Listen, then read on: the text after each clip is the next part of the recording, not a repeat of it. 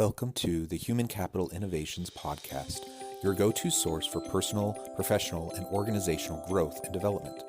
We hope you tune in often for all things people management, organizational development and change, organizational leadership, and social impact related.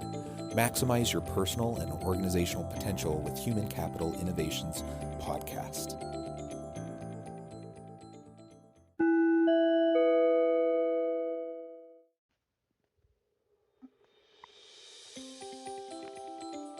Welcome to the Human Capital Innovations Podcast. In this HBR Minute HCI podcast episode, I explore Gena Cox and David Lancefield's recent HBR video, 5 Ways to Infuse Diversity and Inclusion into Your Organization.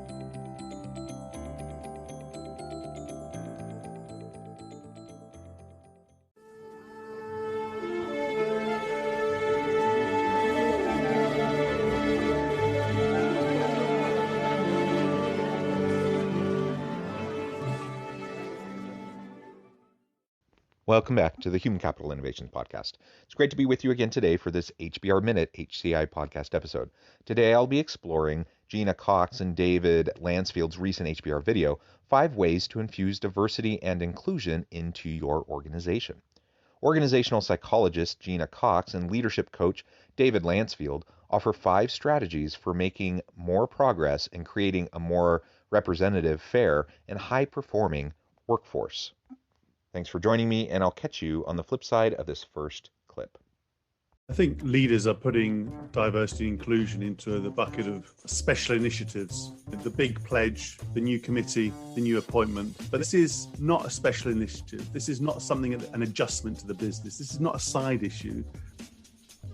I actually think that what we want to get to longer term is where there isn't a CDO, Chief Diversity Officer, and maybe my friends who are CDOs might not like me saying that, but by definition, the CDO role exists in an organization where what we're doing is we're siloing this experience. What it will require in my book is a repositioning of diversity and inclusion in people's mindset.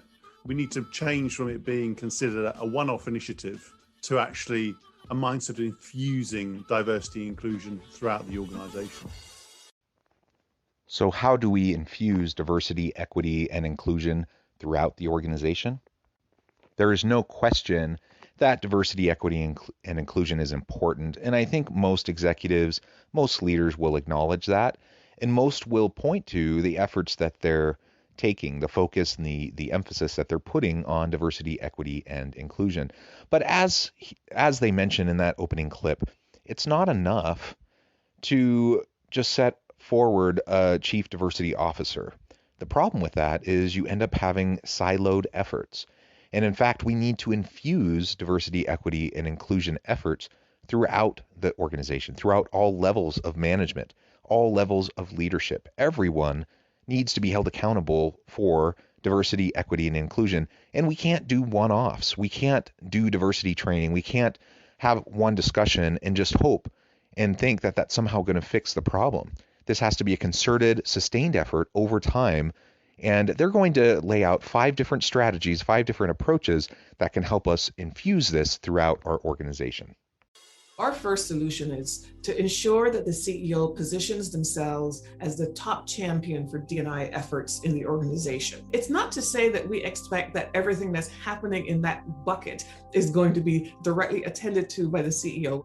What we are suggesting is that the CEO clearly articulate within the organization and to the broader community a stance, a point of view, and a desired outcome that says we want things to be better and we're doing something about it. The element that is most likely to be a barrier to improvement and movement on these factors is often C-suite behavior, because the individuals within the C-suite in their various business units and functions who run the day-to-day operation of the business, they can just sort of put the brakes on if they don't believe it, if there's no accountability, and so on. So the CEO has to take a stance, has to clearly articulate a point of view and set themselves as that example so the rest of the C-suite knows that this is important and that they need to do something about it. So the CEO is the linchpin. The CEO needs to be the top champion in the organization for DE&I efforts. I think this is a no-brainer, yet I see so often it's an idea that we just are going to delegate this down to our chief diversity officer or someone who runs, who directs a committee on diversity and inclusion. While those efforts structurally can be just fine, and while certainly a CEO doesn't need to be the one implementing every last thing within the organization related to DE&I, they need to be the champion. They need to drive the vision and the strategy for the entire organization and look into the future, how they're going to help the organization be successful. And it's not enough to just make sure that you're financially viable. It's not enough to focus on the other forms of capital. You have to also focus on the human capital, and a big piece of that is the diversity, equity, and inclusion culture and the sense of belonging throughout your organization. When that's not there, then people will not thrive, and you're not going to attract and retain the very best people. People want to work for inclusive companies. They want to work for a place where they feel like they belong, where they feel like they can contribute in meaningful, in genuine ways each and every day. That's why diversity, equity, and inclusion is so important. And it's not just the business case, which is clear. There's so much research on this showing the business case for DE&I efforts, but it's the human case. And any good leader, any good executive needs to take the responsibility and ownership over being the champion for this, making it a focus, a common focus of their narrative, that what they say, the language that they use, and how they put in place strategies throughout the organization, not just the financial strategies and wanting to make sure that we're providing value in the marketplace, but what are our DE&I goals and strategies, and how are we going to embed them throughout the organization and hold everyone accountable for achieving those goals? It starts at the top. Our second solution is to center diversity inclusion in the business strategy. It's far more than just an HR issue. I mean, strategy is about making choices about how to win, where to play, and how to go in the future. And as soon as diversity inclusion as a concept and a practice is central to that, I think people think, you know what, actually, this is where we are going as an organization. And one CEO who I've admired is Alex Mahon, who's the chief executive of Channel 4, a UK TV company. Yes, diversity and inclusion is sort of bedded into the remit of the organization, but she's actually seen it as a way of actually developing better ideas that go on screen. Also being very demanding in terms of what she expects from suppliers and partner organizations to make sure that they are actually putting the right people behind the screen and on the screen as relevant. So actually it's not just about the internal strategy process, it's also about the ecosystem of organizations around you too. And while I already mentioned this in my commentary related to the clip on being a champion as a CEO and as an executive, as we move into the second element, we need to embed this throughout the organization. This needs to be a part of the strategy, all aspects of the strategy as it relates to the people within the organization. And that needs to be embedded in the mechanisms, the processes, the policies, the procedures, the interactions, the performance management, the onboarding, the training, everything. Needs to be baked into everything, and it needs to be baked into the strategy throughout the organization.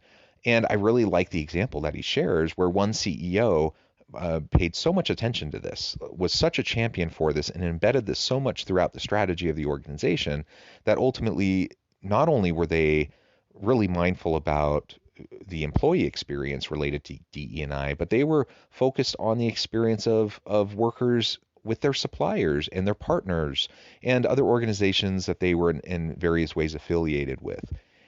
I think that kind of a sense of responsibility is so vital, so important.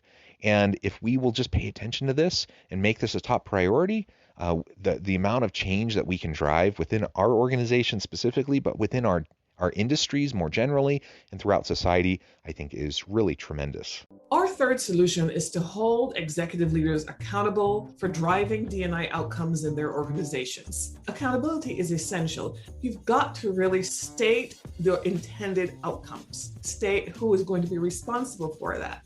Hold individual members of the C-suite accountable for achieving those outcomes. But those aren't things that we have done in the past. It's been sort of taboo to even necessarily say that the C-suite needs to be accountable for this. One of the things that's helping with accountability is that institutional investors are saying, you know what, we want to see these numbers, we want to see the progress.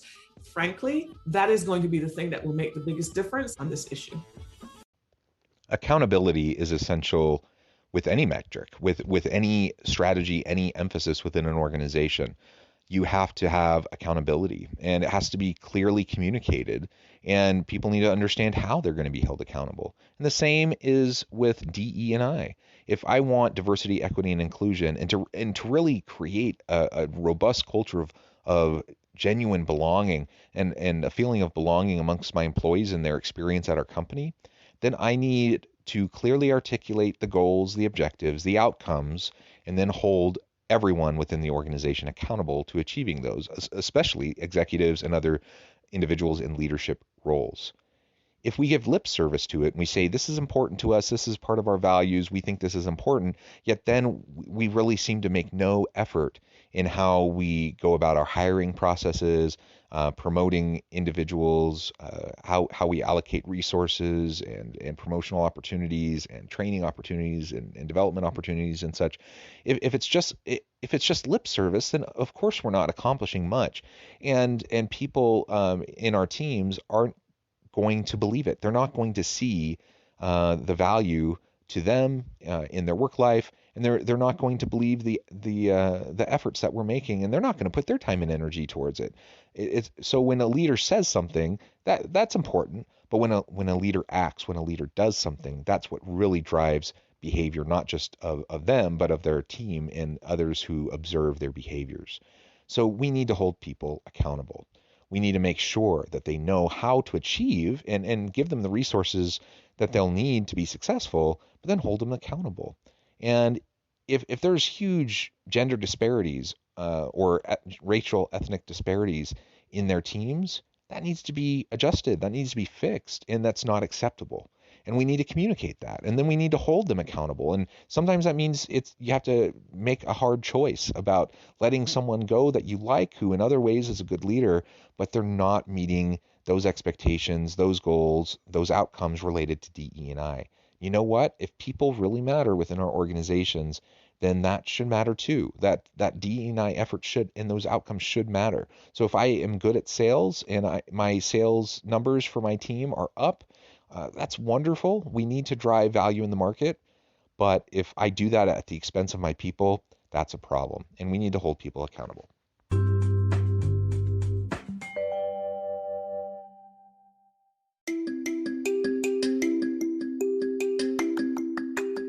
I'm excited to announce the publication of my new book from HCI Press, Bluer Than Indigo Leadership: The Journey of Becoming a Truly Remarkable Leader.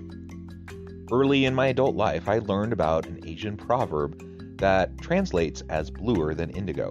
If you think about the color indigo, it is a brilliant, deep, and vibrant blue, what some would call the bluest of blues. To have something that is bluer than indigo is rare and truly remarkable. Contrary to popular myth, there is no one-size-fits-all or cookie-cutter approach to effective leadership. There's no silver bullet, no secret sauce, no go-to model that will solve all of our problems. The truth is, great leaders have all had their unique strengths and flaws, and have all had to discover and then pave their own distinctive path in their life's journey to fulfill their leadership potential. Bluer Than Indigo Leadership will help you discover your own path and explore those ordinary, everyday actions that will help you respond to an uncertain future and produce extraordinary results for individuals, teams, and organizations.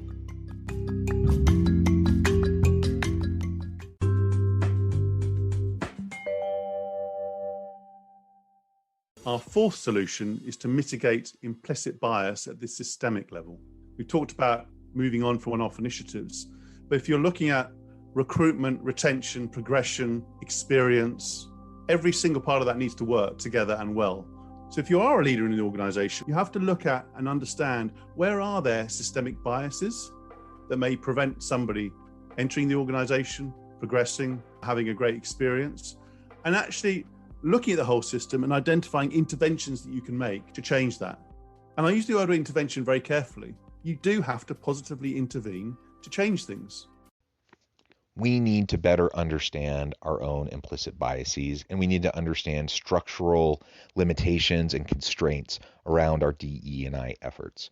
We all have them. It's just part of the human condition. We're all raised within certain contexts with certain norms and certain values, familial, community values, etc. That's not our fault. How we were raised is not our fault, but how we choose to act as we become more aware, as we mature and we become more attuned to the needs of those around us, that is on us. That matters, and our choices do matter. But we can't fully understand unless we take the time to do the critical self-reflection necessary to better understand our implicit biases. We all have biases. We all have prejudices. Those are baked into our upbringing, in our values and such. And, you know, while that may not be our fault that we were taught that as a child, if we perpetuate it as an adult, that is our fault. So let's get at it. Let's really start focusing on how to better understand our implicit biases, our prejudices, and find ways to mitigate those. And let's take a look at systemic issues within our organization. Let's take a look at the structures, the systems in place that disadvantage certain groups of individuals. I am, a cisgender straight white man. I have lots of privilege. I have all sorts of privilege. And that doesn't mean that I automatically get anything I ever want. That doesn't mean I don't have to work hard for success in life. Of course I do. But I have privilege, and that doesn't diminish, the fact that I have privilege doesn't diminish the achievements that I've made. It's just an acknowledgement that while other people have had the deck stacked against them a bit, I've had an easier deck dealt to me. I've had an easier hand at life. And what I've chosen to do with it, that is on me, and that's my choice. We need to just understand that. And there are people that are disadvantaged structurally. We can truly make our organization an equal employment opportunity organization, not just because we say so, and not just because we're following, technically following the employment and labor laws so that we don't get in trouble and sued, but like really, truly, from a diversity, equity, and inclusion perspective, through creating a true, authentic culture of belonging within our organization, we can truly, in every sense of the word, be an equal employment opportunity organization. We can create that environment where everyone has the chance to succeed, where no one is disadvantaged, where implicit biases won't disadvantage individuals, and where we can disrupt the systems, the policies, practices, procedures that may inadvertently and unintentionally disadvantage certain people, and we can fix it. We really can if we just pay attention to it. Our fifth solution is to pivot from diversity training to leadership development coaching. We know from the data that just the whole notion of diversity training in and of itself is never going to accomplish these more sophisticated outcomes that the C-suite really needs. For me, the only outcome is an outcome that says managers know how to be effective managers of everybody on their team. The manager is the biggest determinant of the experience I'm going to have on a day-to-day basis. If I could change the rules tomorrow, it would be that in MBA programs, we stop using this terminology about soft skills and we say, look, you can't get an MBA from a fancy school unless you know how to manage humans. Sure, I want you to be able to manage finance. I want you to understand sales and operations and strategy and all these other things. They are no more important than managing the experience of every single person. And I'm going to hold you accountable for that. This is not a soft skill. This is incredibly hard to do well, but it has to be positioned at the center of our business acumen. And that's a big shift. So actually, rather than saying you're being successful because you sold a lot or you launched a new product, of course that's important. But actually how you interact with your fellow employees, your customers and so on, surely is important to shareholder value and the purpose of the organization too. And I think often certain behaviors are tolerated because, oh, well, he or she's really successful, but they're a bit rough around the edges. Well, actually, those edges are important. So actually, we're not going to tolerate that. That's not good enough. And that's where the leadership interventions need to come in. Their next focus is getting away from this idea of diversity training and moving towards leadership development and coaching. Now, can training be helpful? Sure. I think training can help kind of on the margins and with having baseline shared vocabulary and understanding of key issues. I think training can play a role, but training in and of itself isn't going to change behavior. Training in and of itself isn't going to disrupt the systems, and training in and of itself isn't going to give people more opportunities. So diversity training, better understanding implicit biases, going through the work of self-reflection and understanding where we stand and where our blind spots are and where our weak areas are and what we can do to be better for those around us. That's all valuable. That has its role. But we have to get past it. We can't just focus on diversity training. We can't just focus on implicit bias training. We need to really focus on putting all of that into action. And that happens through leadership development and through coaching with leaders in real time when they're going about the daily grind, making difficult decisions where they have an understanding and a focus that I need to be in this moment as I'm making this financial decision, as I'm making this hiring decision, as I'm making this operational decision, I'm making this development decision, that everything that I'm is being funneled through the lens of diversity, equity, and inclusion being a really top priority. That ultimately that's something I want to achieve. And I know I'm going to be held accountable for it. I know I'm going to be supported in achieving it. And I just have people there to support me through mentoring, coaching, through advising, informal and formal, that people can help me see the DE&I issues baked into the daily decisions that I'm making. That gets beyond, quote unquote, the classroom learning that can happen in a training and really makes it experiential learning. You're getting to that deeper level where you can actually change behavior, you can actually change understanding in the long term, and it can fundamentally change who you are as a leader. So I'm a firm believer in this idea of DE&I leadership development and coaching. The conversations that I have had in this year since George Floyd's death are conversations I had never had, and I've been in corporate America more than 30 years. For example, a conversation where a leader has said to me, I didn't realize how difficult of an experience some of the employees in my own company were having. I did not know that until now. I am seeing more understanding of historical facts. I'm seeing more awareness of the current state of affairs with regard to the differences in the socioeconomics in this country. I'm seeing differences in terms of empathy. When someone is interested in knowing more about this issue, what they usually figure out is that things are worse than they thought they were, which then, if you now know, then you want to fix it. And I certainly think that CEOs can change the world when it comes to this stuff. I agree. I think we have the potential to make wide-sweeping social change throughout our communities and certainly within our organizations. When we focus and really have as a key top emphasis DE&I efforts, not in word only, not just on the banners, not in the slogans, not on the website, but like really, truly, this is a focus of our organization. We are committed to a positive employee experience, an equal employment experience. We're committed to everyone having a fair shake, a fair chance, and we're going to actively dismantle negative systems and those that perpetuate systematic inequalities, both within our community, society, and within our organizations. When we focus on that, when we make that our priority, the amount of change that we can drive, I think, is hard to even really fathom. It requires change management. It requires a real focus on belonging culture. It requires a shift in mindset and a real focus and emphasis on the employee experience and the nature of the employee experience, that each individual within the organization matters. Each individual is a human being that matters.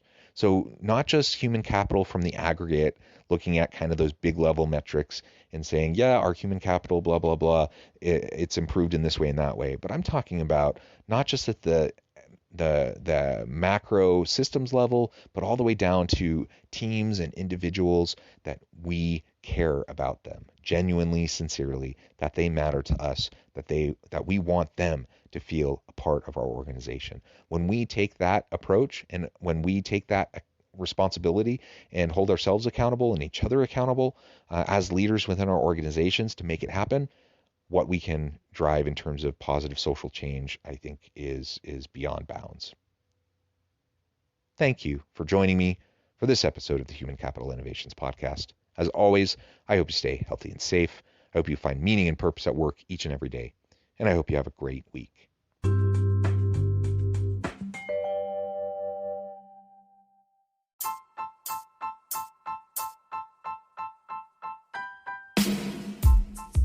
The alchemy of truly remarkable leadership. Ordinary, everyday actions that produce extraordinary results. Consider how the nature of work has shifted over the past 50 years. With increased globalization, rapid technological advancement, and the shift in economic composition, the average job of today looks very different than the average job of 50 years ago. What will the jobs and organizations of tomorrow look like? Moreover, what does this all mean for organizational leaders? What are the core competencies and capabilities of organizations and their leadership that are prepared for continued disruption and geopolitical and socioeconomic shifts? Regardless of what the future holds, increasingly, leaders need to be socially minded, data-driven, decisive, champions of talent, and disruptors of the traditional notions of leadership, teams, organizations, and work. The alchemy of truly remarkable leadership will help you to explore your own leadership competencies and capabilities and consider ways to apply and implement them into your workplace and personal life.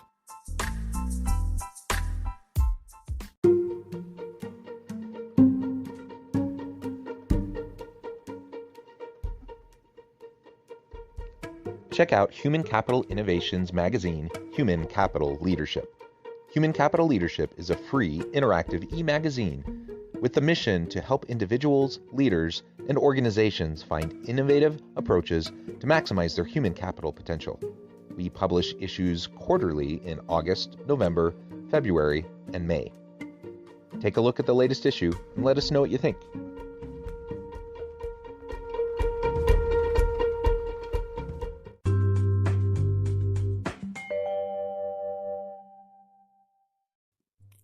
Thanks again for joining us for this episode of the Human Capital Innovations Podcast. I hope you stay healthy and safe and that you have a great week.